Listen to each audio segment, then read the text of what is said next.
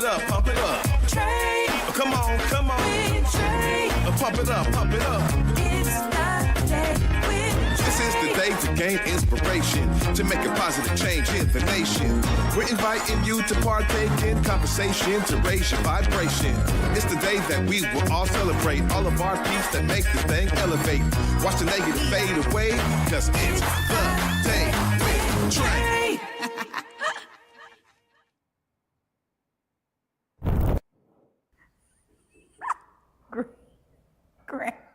Grand Rising. Sorry. I'm so sorry. The mic literally came out of the clip right before. Y'all, you know what? We're just going to keep it rolling because that's what's up with today. Oh, Grand Rising, everyone. Okay.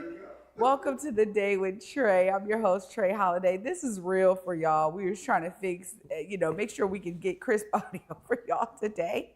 But I'm also really excited because it's Monday and I get to start my week off with you. Thanks so much for watching. Of course, this is a magnificent Monday, and definitely I'm excited because we got Heru TchaasAmen back in the building, y'all. He shared with us several weeks back about the beginning of the Breathing Black Love series at Wow Gallery, and he is here to give us an update on that series, how it's going, how people are getting the healing they need, and what folks can expect in future sessions. But of course, before I get to him, I'm talking to y'all, right? Like, I get to tell y'all that this is the top of the show. So right now is where you get to actually share this show with folks who you feel could benefit from our daily dose of dopeness. And if you can't watch us, you can always listen to us anywhere you find your favorite podcast. Just search Converge Media Network in the Day with Trae. You'll find us there. Now, okay, before I get into it, but Heru, now I was talking about it all last week. And of course, Sunday was the last day of the Teen Summer Musicals production of The Wiz. Oh my goodness, y'all. I wanted to wear some green glasses inspired by the Emerald City today because those kids killed that stage all weekend. What a great way to bring community in, to amplify and elevate kids who are making good choices. And I just want to say to all 77 of those children who hit that stage over the weekend, kudos, bravo, and all the love to y'all because they were incredible, y'all. Now, many of us are familiar with the story, The Wiz, and I love being able to see an amazing classic like that impact the next generation. And that's exactly what it did. And huge shout out, of course, to, Michelle Lang Raymond and, of course, Isaiah Anderson Jr., both of them really holding it down to make sure that this program stays something that is truly inspirational in our community. And this year they were celebrating 25 years of production and 30 years of the program's existence. And so it's definitely an amazing year. They brought back some alumni to celebrate and connect with some of the folks who were hitting that stage this year. And one of the things that really resonates with me is having our children involved in community completely impacts them because now they're not just being held accountable by their family members and parents or grandparents or whatever, but by community members who are pouring positivity into them and looking for them to live up to their true potential. And I realize that this has really impacted my son, but I see it impacting all of the young folks who are involved in this amazing production because now they are making contributions to their community at this age. And when I tell you some of those young ones, the minis that this is their first year, baby, they got a bite of magic that I'm sure they will continue to eat from for many years to come. And so I'm looking forward to next year's production already. This is such a gem of our summer right here in the Pacific Northwest. And I'm saying all of this because these kinds of programs have to continue to exist in our community. If you are someone who has access to money, access to a greater opportunity for the awareness of the works of Acts on Stage and all of the amazing productions they put on, please reach out to them. Make sure you are donating. Make sure you are contributing to amazing institutions like this in our community that are truly needed. So shout out to everyone who was involved, the entire Acts on Stage staff, all of the parents, because it is a dedication of us parents as well. And of course, all of the young people, man, Y'all did amazing, left your hearts out on that stage, and I truly thank you for it. Well, up next, after this short break, we got Heru TchaasAmen in the building, y'all. We're going to be talking once again about breathing Black love. Stay tuned. You're watching The Day with Trae. In Seattle, it's more than just coffee. It's community. At the station, we brew more than just your favorite cup. We brew connection. From Beacon Hill to Columbia City, we're a space for artists, activists, and everyone in between. A place to gather, create, and simply be. Whether you need a quiet place to work, a lively spot to meet friends, or just a moment to unwind, find your place at the station. More than coffee, it's home. Visit us in Beacon Hill or Columbia City. The station, where community happens. I had some dental work done, and pain pills were introduced. It flipped a switch that I didn't see or know or understand, and I tried multiple times to show up and be a parent to those kids, but I couldn't do the minimum, and the grief about it was so huge that I would have to drink to deal with what it felt like to be in my body. Each one of those people along my journey has contributed to my success. Don't count us out. More people recover with support. Learn how you can help someone's recovery at supportaddictionrecovery.com. Well, on Fox Face Off, we tell the raw, unadulterated truth. Fox Soul Face Off We are given the platform here with no fear. always comes out swinging. We should be saying, hey, stop shooting and killing people. Nothing held back. They wanted black hip-hop moguls and artists to continue the feud. No punches pulled. And you interrupt me all the time. Tune into the show where opinions collide. Fox Soul Face Off. New episodes weeknights at 9 or stream anytime on Fox Soul. Welcome back, y'all, to The Day with Trae. Of course, I'm your host, Trae Holiday. Joining me right now, we got Heru in the building. What's up? What's up, Trae? It's good to see you again. It's good to see you, always. Yes, yes. So this is phenomenal. I mean, we're now lots of weeks into the series. It's Right. been a minute because you've been busy. Very. And so we're finally got you back on. Tell us a little bit more for those who maybe didn't see the first episode about what Breathing Black Love is. Sure. Breathing Black Love, it's really about focusing on reclaiming the ancestral breath, learning or relearning, remembering how to breathe correctly in order to, resolve health issues, resolve emotional issues, provide some stability with people so that they can really integrate these 5 essential heart qualities in their life, purify and integrate these 5 essential heart qualities. And the 5 essential heart qualities are trust, openness, love, gratitude, and respect for all, which is Gong Jing. These are concepts within the Rincha system of Qigong, or life actualization and manifestation. Wow. Yeah.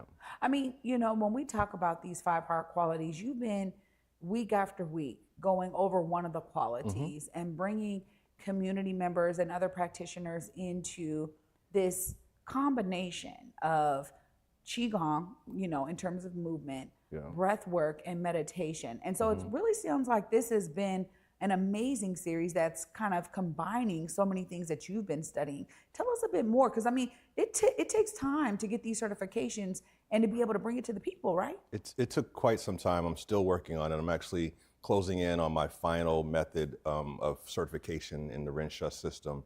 But I've been practicing these techniques for a while because I wanted to work on myself. I really started, trying to heal myself. I got tired of being in pain, being sad, being frustrated and upset and alone, all the things, right? So I started to look for opportunities and ways to heal, and came across some really ancient but scientifically sound techniques in Buteyko breathing, as you mentioned, and Rincha, theory of Qigong, and the Asar Set meditation system. What Shekhem is doing with the Tree of Life meditation system and Mott meditation integration is powerful. And it began to change my life. I start seeing patterns dissolve, habits, that I had a long time in my life that I had been struggling with a long time, for decades. Some of them began to just dissipate, through the practice. So I knew that it was something that I could really gravitate to. And the practices were generally easy to learn. The Rincha movements, so easy. Like, I can teach you a lot of these movements in 15, 20 minutes, the moving part of it.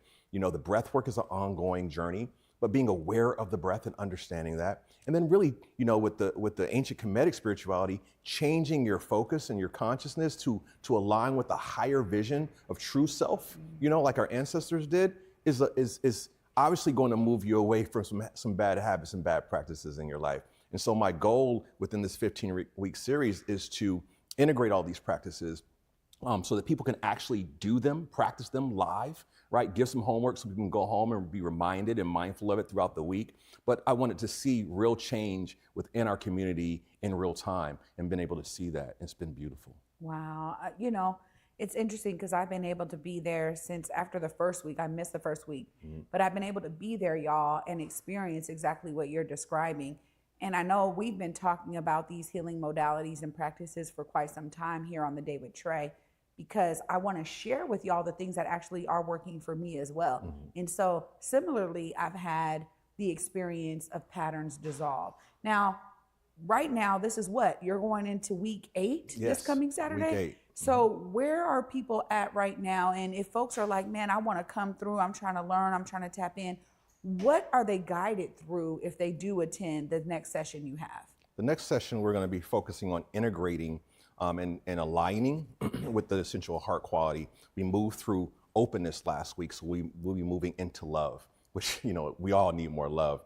And really integrating the concept of love, learning more what love is, and diving deep into how to remove the walls or the resistance to loving yourself, to accepting love and things like that. So we walk through some moving meditation. We'll do some moving Qigong. It's only 10 or 15 minutes of moving Qigong, get the Qi flowing.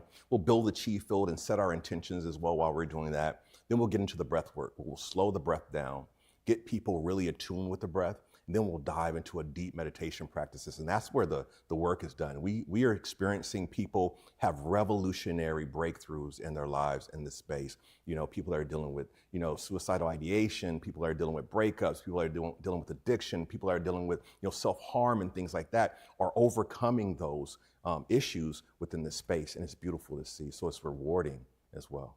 Yeah, because, you know, you've talked about this quite a bit, that's your goal, like, right? You study all these things so that people really are getting the healing they need. And it started with your own personal journey. But the reason why you were like, man, I need to bring this to my people, there was no access point. I think, you know, you had to be really dedicated to finding it. But there wasn't like someone who was like, yo, I'm out here doing it, you know, donation based or free or whatever, however you've been able to keep on doing this, that made it now more accessible to people. Talk about that access here, because partnering with Wow Gallery is helping in that regard, right? Oh my God, Wow Gallery really opened the doors for a beautiful facility, first of all, where you can walk into this space and you feel the love in the space. I mean, the love is art, Black love and love is all over the walls. Your legacy, those types of things, those terms are all over the walls. The art that's hanging there that Hiawatha D has generated is magnificent, you know, and the space is just warm and inviting. So to step into anything that Wow does, you know, you step in those spaces, it's high level, right? And then to be able to heal in a space like that, we're in the middle of downtown Seattle, you know, in the middle of a mall where I was involved with a lot of debauchery back in my days. So to be able to do healing from the center of Seattle and let that spread out is a beautiful place to be. But yeah, Wow Gallery has offered a platform to share this with the world, this work with the world, and giving access for, you know, it's donation based, so people give what they can. If they can't, it's okay, there's no paywall stopping you. There's no real reason not to heal. And in the climate that we exist in today, if we don't choose to heal, we're doing ourselves a disservice, we're doing our families a disservice, we're doing our communities a disservice. The world needs healing. We have to do some work. Yeah, we have to do some work, and we need to be doing the right kind of work. Now, I say that because I also recognize before I came across these practices, I was a bit of a seeker, right? Like, okay, what is it? Where is this work? And I needed things to really help me break down bad habits. And so when you talk about breaking patterns and bad habits, you know, focusing on these 5 heart qualities really guides people through it. Just give us a little bit more deeper understanding for the audience to know that we're talking about things that are long-standing, as well as things that may have just come up. So it's a wide range. For sure, yeah. With the heart qualities, as you begin to purify the heart, you know, you can't help but introduce new habits and new ways of looking at the world. Eventually, we start actually working directly on the habits themselves. And that's the work that I'm doing in my certification practice right now, really understanding foundational habits, what they look like, where they came from, and then applying some proven techniques to recognize them, to realize them, to replace them with new habits and things of that nature. With applied science and applied practice, it's been beautiful. So being able to, what we're doing now is we're having conversations, right?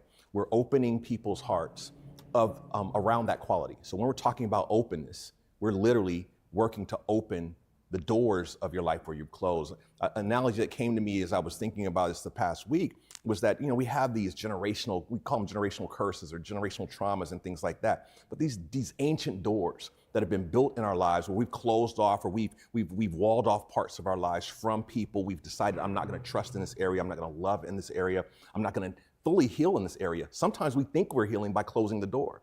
But in essence, we do need to open those doors.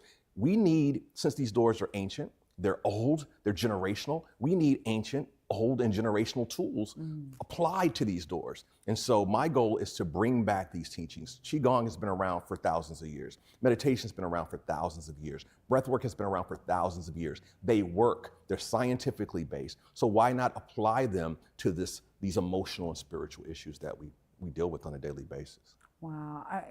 This is one of those things where I think that the general public, if they really understood what was happening at Wow Gallery, it would be at capacity every Saturday, right? For sure. But recently, y'all opened it up to a hybrid model. So, tell us a little bit more about, how you're navigating the Zoom. You got people in person, but now you're opening it up for anybody to be able to join the Zoom. Yeah, we have people from South Africa joining that Zoom call. It's been amazing. My nephew has been calling in from the Midwest, and jumping online. So we're trying to provide an inclusive space, and we don't want any barriers to healing, right? Like I said, the paywall is not there. The access should not be an issue. The only excuse is an excuse that you make. And typically, that's a pattern, right? So we need to deal with that pattern of making excuses, refusing to heal. Like people, we already know what to do. A lot of us know what to do to heal, but we need a space to do it in, or we need somebody to coerce us into the space.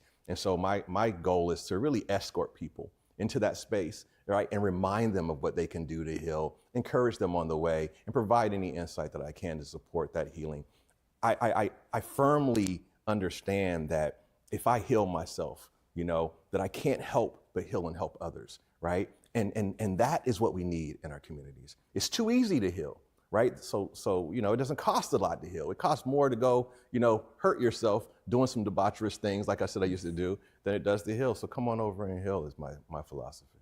Well, when we look at, the behind the scenes, there's got to be a lot of prep work that you have to prepare. I mean, this was a 15-week, amazing class that you're guiding people through. But talk a bit more. You talked about the certifications, but the preparation for each session, right? Because they're curated. Like you're curating this content for the audience every single week. Right. It's not like you took it and copy and pasted it from somewhere. Right. So you are actually curating this and creating a unique experience in these sessions. Tell us a bit more about kind of that behind the scenes and how like this is what needs to be said in this moment. Like sometimes, y'all, I'm telling you, it's like, wait a minute, were you in my dream last night? Well, Rensha has created a beautiful model around, the heart qualities. And so there's a fundamental aspect to the meditation proper, but it hasn't been curated for Black people specifically. And so what I've done is I've taken a look at that and evaluated that and applied, these essential heart qualities, but through the lens and to Black and brown people in those spaces, right? And so that's where that meat is coming from. But then curating the techniques around Buteyko, the preambles and things like that, the homework, and then diving into what does it look like to apply to the social economical plights of our people, right? And what that looks like has been the work. And then also practicing, right? So I have to practice what I preach. So I get to, practice this heart quality prior to delivering it again, right? Because this is ongoing. And so every week I'm diving into deep meditation. I'm spending time away from, sometimes friends and family members, and locking myself in the house and going into meditation so that I can see the chi field. And I'm working to build the chi field too, always building and adding information, love, insight, wisdom to the chi field, because this chi field, we have a personal one and we have a collective one that we get to carry around. I want the right information, the right understanding in there so anyone can access it, so the chi field is right. Wow. That's what we're experiencing when we're there, either online or in person. We're a part of that chi field, and it's definitely palpable. Heru, I just really appreciate the work that you're doing to bring this out into the community. Of course, if folks are trying to tap in, follow you in your journey, be there at maybe this coming Saturday or a future session, look right there, let them know how they stay plugged in. As usual, I am on Instagram, Heru Nefer. Follow me there, like the posts, uplift the posts, and tap into Wow Gallery. Just go to their website. We're right there. You'll see me with my hand out, offering you opportunities to recollect that ancestral breath. Come on back and enjoy us. Wow. Thank you so much for the work you're doing. My pleasure. It's so much fun. Yeah. And thanks for always sharing here on The Day with Trae. It's special for me to be able to share with the audience something that's also personal to me. So thank you. A pleasure. I'm proud of this platform and what you do, what all of y'all do. So anytime I can pull up, I'm pulling up. Thank you. That means a lot. Wow, y'all. What an amazing way to get our week started. I'll wrap it all up right after this break. Stay tuned. You're watching The Day with Trae. When I had my first child, I didn't really understand the impact of my using until I gave birth to him.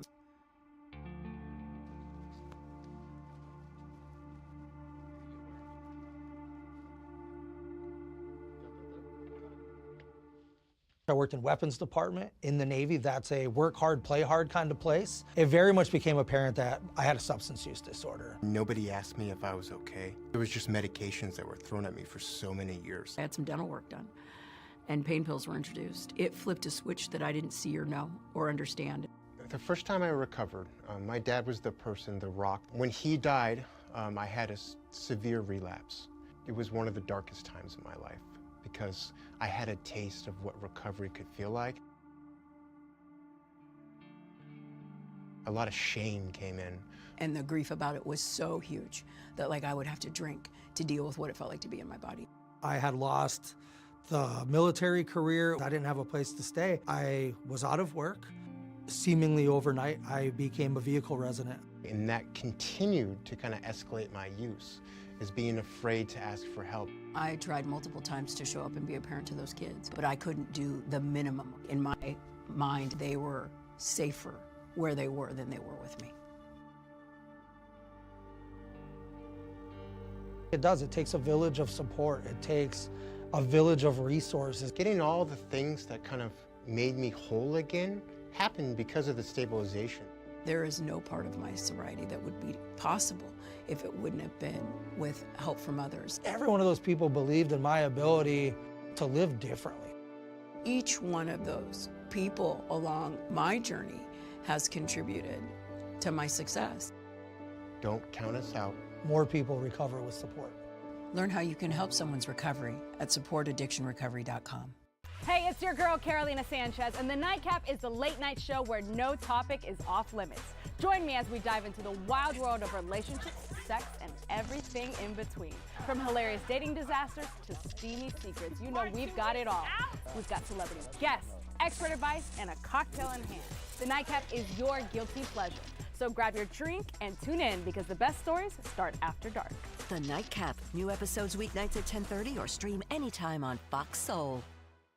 Welcome back, y'all, to The Day with Trae. I'm your host, Trae Holiday. You see, it was a real Zen Monday, right? Got to get real Zen when we got Heru TchaasAmen in the building. And huge shout out to him and to Wow Gallery and this amazing partnership for ensuring that people right here and beyond can get the healing they need. You know, I talk about healing a lot, y'all, because this journey is so personal, but it's also communal. And that's what this space represents. It represents the need for us to be in community, healing together, you know, understanding our ways to be connected through our healing, because it really helps to anchor you. You You know, when you're connecting and being vulnerable and sharing stories with other people in a space, you're building not only relationship, but you're building this collective understanding that you then get to be a representative of when you are in front of your friends, family, neighbors, coworkers, colleagues, anyone, and you're exemplifying the positive benefits of how this healing is working in your life. And one thing that I've experienced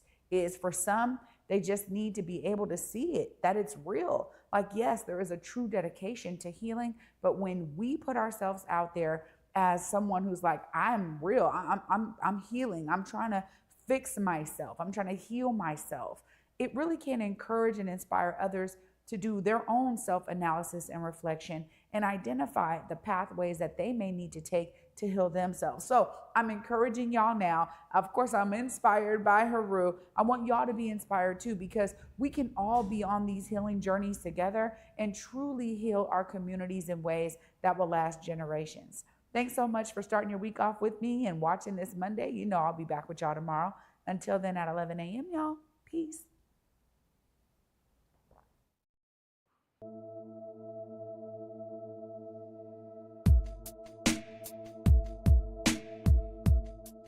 Converge Media produces culturally relevant content for Black and urban audiences.